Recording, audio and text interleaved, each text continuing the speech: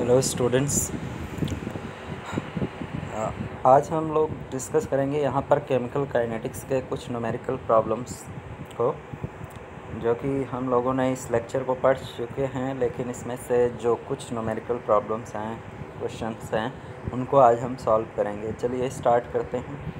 तो सबसे पहले हम एक रिएक्शन देखते हैं। ये क्वेश्चन हमारा दिया हुआ है, for reaction R tends to P or gives to P, the concentration of the reactant changes from 0.03 to 0.02 mole in 25 minutes. Calculate the average rate of reaction using units of time both in minutes and second. तो times का जो है minutes और second दोनों में हमें calculate करना है। तो इसके लिए हम क्या करेंगे, देखते हैं। सबसे पहले क्या लेंगे, सबसे पहले हम एवरेज रेट ऑफ रिएक्शन का ये फार्मूला है जिसका यूज करेंगे। एवरेज रेट ऑफ रिएक्शन जिसका मतलब है minus delta R upon delta T. अब यहाँ पर डेल्टा आर का जो वैल्यू आएगा वो आएगा R2 माइनस R1, तो R2 माइनस R1 होगा। और डेल्टा टी का जो वैल्यू होगा, delta T equals to T2 minus T1, ये टाइम का डिफरेंस है। ये रिएक्टेंट कॉस्ट का जो है डिफरेंस है, चेंज इन रिएक्टेंट, क्योंकि क्वेश्चन में कहा है कंसंट्रेशन ऑफ रिएक्टेंट चेंजेस। तो R2 की वैल्यू यहाँ पर 0.3 से 0.02 हो रही है, 0.03 से। तो यहाँ पर R2 की जो वैल्यू है ये 0.02 है, और R1 की जो वैल्यू है ये वैल्यू 0.03 है। इन दोनों वैल्यूज़ को हम यहाँ पे रखेंगे। इस इक्वेशन में R2 minus R1 upon T2 minus T1, तो हमारे पास वैल्यू जो आएगी 0.02 माइनस 0.03 अपॉन 25 मोल पर मिनट आएगी। इसको डिवाइड करेंगे, माइनस 0.01 आएगा इसको माइनस करने पर। तो माइनस 0.01 को 25 से डिवाइड करेंगे तो 4 × 10⁻⁻⁴ मोल पर मिनट आएगा। अब इसको सेकंड में आंसर लाना है, तो 60 since 1 minute equals to 60 second, 1 minute में 60 सेकंड होते हैं। तो हम यहाँ पर रख सकते हैं ये वैल्यू मिनट में, इसको मिनट से सेकंड में कन्वर्ट कर सकते हैं। 4 × 10⁻⁻6 अपॉन 60, तो ये वैल्यू कैलकुलेट करेंगे 6.67 × 10⁻⁻6 मोल पर सेकंड आएगा आंसर। अब नेक्स्ट क्वेश्चन की तरफ बढ़ते हैं। अगला क्वेश्चन हमारा क्या है, अगला क्वेश्चन है, in a reaction 2A gives 2 product, the concentration of A decreases from 0.5 mole per litre to 0.4 mole per litre in 10 minutes. Calculate the rate during this interval. इस इंटरवल के दौरान जो है हमें रेट कैलकुलेट करना है। तो वही इसी तरह से क्वेश्चन है। एवरेज रेट यहाँ पर इस रिएक्शन के लिए हमारा क्या हो जाएगा, 2A गिव्स 2 प्रोडक्ट ये है। तो इसके लिए हमारा जो एवरेज रेट होगा वो यहाँ का, इसका कोफिशिएंट 2 है, तो ये हो जाएगा -1/2 dA/dt, delta A upon delta T। ये एवरेज रेट होगा और ये इंस्टेंटेनियस रेट होगा। तो एवरेज रेट निकालने के लिए हम क्या करेंगे, डेल्टा A कैसे कैलकुलेट करेंगे। डेल्टा A कैलकुलेट करने के लिए delta A equals to formula लगेगा A2 माइनस A1। वहाँ R2 माइनस R1 था, यहाँ पर A2 माइनस A1 हो जाएगा। तो डेल्टा A हो गया। अब इसके बाद T2 गिवन है, T2 की वैल्यू कितना है, T2 का वैल्यू 10 है और T1 का वैल्यू 0 है। तो 10 माइनस 0 मतलब 10 ही आएगा। 10 सेकेंड इसका वैल्यू है, मिनट है सॉरी, तो मिनट को सेकंड में कन्वर्ट करेंगे, नहीं तो मिनट में ही आंसर ला देंगे, कोई दिक्कत नहीं है, इसका आंसर मिनट में ही आ सकता है। अब इसके बाद यहाँ पर हम वैल्यू रखेंगे। A2 की वैल्यू क्या है, A2 की वैल्यू ये है 0.4 और A1 की वैल्यू 0.5 है। तो 0.4 माइनस 0.5 अपॉन 10, ये वैल्यू आ जाएगी -0.1 अपॉन 10, और 0.05005 मोल पर लीटर पर मिनट में आएगा। अगर आप इसको सेकंड में करना चाहें तो इसको 60 से डिवाइड कर सकते हैं, तो ये वैल्यू सेकंड में आ जाएगी। जो कि आएगी 6.67 समथिंग आएगी इंटू 10⁻³ आगे बढ़ते हैं अगले क्वेश्चन की तरफ। नेक्स्ट क्वेश्चन है, एक रिएक्शन दिया है हमें A to B, A plus B gives to product, rate law is given by R equals to K A power half B power 2, what is the order of reaction। तो order of reaction का जो formula होता है, order of reaction, इसको calculate करने के लिए एक हमारे पास फार्मूला होता है क्या, इसका जो पावर है वो ऐड हो जाएगा 1/2 प्लस 2, तो 1/2 प्लस 2 करेंगे तो 2.5 आएगा। 2.5 इसका आंसर होगा। वेरी सिंपल क्वेश्चन, बहुत इजी क्वेश्चन था। अब आगे बढ़ते हैं अगले क्वेश्चन की तरफ। अगला क्वेश्चन है, the conversion of molecules x to y follows second order kinetics. x से y में कन्वर्ट हो रहा है जो कि सेकेंड ऑर्डर काइनेटिक्स है। सेकेंड ऑर्डर काइनेटिक्स हमें दिया हुआ है। If concentration of x is increases to 3 times, how will it affect the rate of formation of y।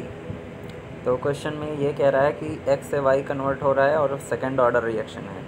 तो सेकेंड ऑर्डर रिएक्शन के लिए रेट ये होता है, सेकेंड ऑर्डर रिएक्शन के लिए रेट इक्वल्स टू kx² × 1। अब यहाँ पर x की वैल्यू क्या है, x की value a mole per litre है, हमें नहीं पता है। The concentration of x is increase to 3 times, then equation first be written as, इस ये इक्वेशन जो होगा पहला equation, rate equals to kx²। तो यहाँ पर इसकी वैल्यू हम लिखेंगे, क्योंकि x का जो कॉन्सेंट्रेशन है वो कितना है, a mole per litre, a mole per litre है, इसका unit a mole per litre है। तो यहाँ पर हम लिख सकते हैं a² पर लीटर जो है, ये a² लिख सकते हैं यहाँ पे वैल्यू। तो ये आपका आ सकता है, जो x की वैल्यू होगी, x की वैल्यू हो जाएगी a² होगी, क्योंकि a मोल पर लीटर है। तो r की वैल्यू क्या हो जाएगी, r इक्वल्स टू ka² हो जाएगा। ka² सिंपल सा आएगा, ka² r की वैल्यू, हाँ यहाँ पर जो x की वैल्यू है वो a है, a mole per litre. x का जो कंसंट्रेशन है ये a मोल पर लीटर है, तो r की वैल्यू ka² आएगी। कैसे आएगी, x का concentration a mole per litre है, तो यहाँ पर सेकेंड ऑर्डर काइनेटिक्स के लिए रेट लॉ क्या होता है, kx² होता है। तो इसमें जब हम रखेंगे तो k × a² हो जाएगा, तो ये वैल्यू ka² आ जाएगी। अगर कंसंट्रेशन x को इंक्रीज़ करते हैं 3 टाइम्स, तो x की वैल्यू 3a मोल पर लीटर हो जाएगी। ठीक है, x को क्वेश्चन में दिया है कि concentration of x is increased by 3 times, how will affect the rate of reaction y। तो अब इसका रेट इक्वेशन क्या हो जाएगा, x इक्वल्स टू जब 3a मोल पर लीटर होगा तो रेट जो हो जाएगा वो हो जाएगा k3a²। अब इसका कितना टाइम बढ़ जाएगा, 3 3 = 9 टाइम्स ये बढ़ गया, तो rate of formation will increased by 9 times. Okay, अगला क्वेश्चन देखते हैं। नेक्स्ट क्वेश्चन है, first order reaction has rate constant 1.15 × 10⁻15 पर सेकेंड दिया है। हाउ लॉन्ग विल टाइम पूछ रहा है, t, k की वैल्यू दिया है, t पूछ रहा है। 5 gram will this reactant to reduce 3 gram, 5 gram से 3 ग्राम रिड्यूस हो रहा है। तो मतलब जो इसका R0 है, R0 की वैल्यू 5 है और रिड्यूस होके R कितने में आ रहा है फाइनल, यह आ रहा है 3 ग्राम हो रहा है। ठीक है, अब ये वैल्यू आ गई हमारी। तो इसके लिए एक इक्वेशन हम जानते हैं, क्या जानते हैं, एक फर्स्ट ऑर्डर रिएक्शन के लिए हम जानते हैं k equals to 2.303 upon T half नहीं लगनी, ये हाफ लाइफ के लिए होगा, लेकिन यहाँ पर सिंपली हम कह सकते हैं टी होगा।